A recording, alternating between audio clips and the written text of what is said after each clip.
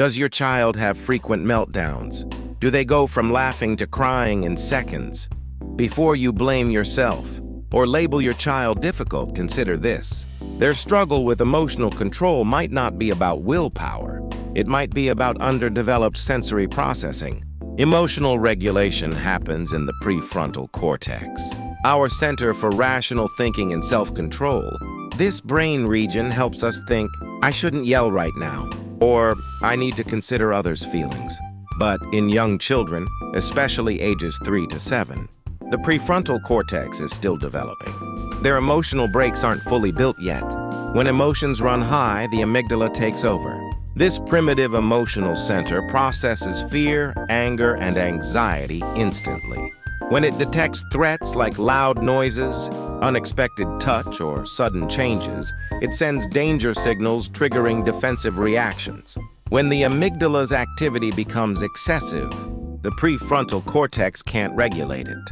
This is called an amygdala hijack, and it happens far more frequently in children than adults. Sensory integration plays a crucial role. It's how our brain organizes information from our senses and body to respond appropriately. When sensory integration is underdeveloped, children experience constant discomfort that triggers their amygdala repeatedly.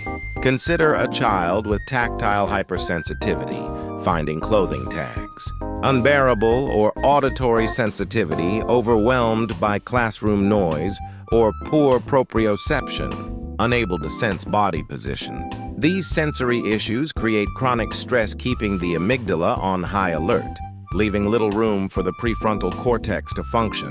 Research shows children who received sensory integration therapy showed reduced sensory hypersensitivity, decreased problem behaviors, and improved emotional stability.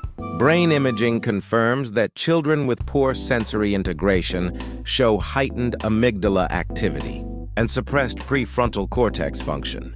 Here's the hopeful part. Movement and physical activity directly activate the prefrontal cortex. Just 20 minutes of walking significantly increased prefrontal cortex activity in children, improving attention, cognitive function, and emotional regulation. Exercise releases dopamine and serotonin, reduces cortisol, and suppresses excessive amygdala activity. Movement is natural medicine for the brain. Children with ADHD who engaged in aerobic exercise 3 times weekly for 8 weeks showed significant improvements in executive function, working memory, and inhibitory control. Hyperactive and impulsive behaviors decreased, and attention in classrooms improved. Sensory integration therapy provides powerful interventions. Swinging and trampolines stimulate the brainstem and regulate arousal levels. Pushing, pulling, and carrying heavy objects help children understand body position and develop control. Hugging, wrapping in blankets, or burrowing under cushions provides calming input, stabilizing the autonomic nervous system. Children who seem unable to sit still aren't being defiant. They're often unconsciously trying to regulate themselves through movement. Rather than forcing stillness, provide appropriate movement opportunities. At home, support sensory development through simple activities.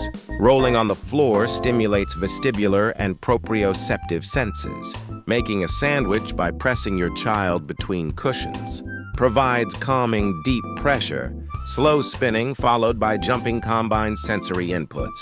Carrying groceries or laundry develops proprioception and body awareness. After sensory activities, ask how they felt to help connect bodily sensations with emotions. Here's a counterintuitive insight. Children who move too much often need more movement, not less. The right movement input actually helps them calm down. Swinging, carrying heavy objects, or wrapping in blankets may look like play, but for the brain, these are organizing experiences bringing order to chaos. Establish routines. 5 jumps and deep breathing after waking activates the arousal system. Hugging and gentle rocking after school provides cool down.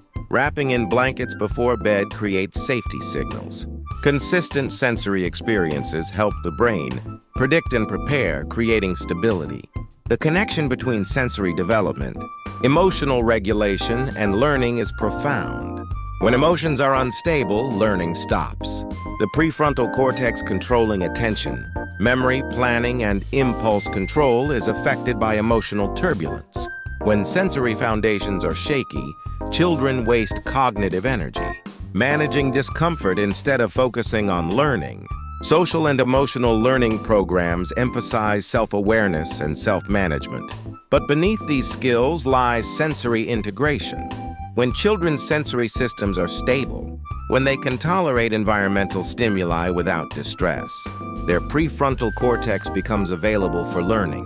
When your child has a meltdown, remember they're not manipulating you. They're struggling to control themselves and suffering from that inability. Instead of scolding, try holding them, moving with them, or creating calm sensory environments. This isn't permissiveness. It's neurological support, helping their brain learn emotional regulation. You're not a bad parent. Your child isn't bad. What looks like emotional dysregulation is often a developing brain. With an underdeveloped sensory foundation, sensory systems can develop at any age with appropriate experiences. Through play, movement, and physical connection, children gradually build the sensory foundation that makes emotional control possible. Emotional regulation isn't just taught through words. It's built through the body.